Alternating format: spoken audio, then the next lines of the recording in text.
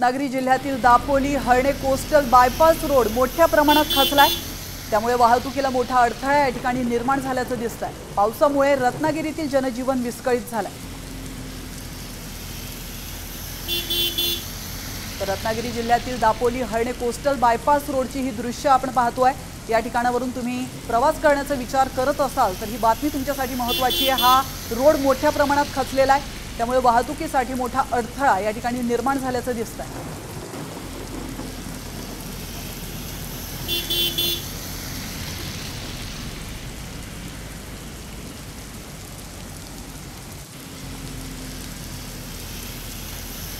आणि आता थेट रत्नागिरी जिल्ह्यातील दापोली हळणे कोस्टल बायपास रोड मोठ्या प्रमाणात खचलाय। त्यामुळे वाहतुकीला मोठा अडथळा या ठिकाणी निर्माण झाल्याचं दिसतंय। पावसामुळे रत्नागिरीतील जनजीवन विस्कळीत झालंय। रत्नागिरी जिल्ह्यातील दापोली हळणे कोस्टल बायपास रोडची ही दृश्य आपण पाहतोय।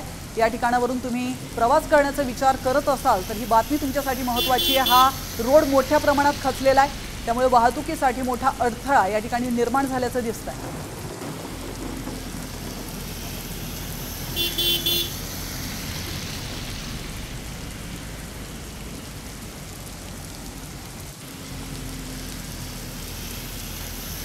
आणि आता थेट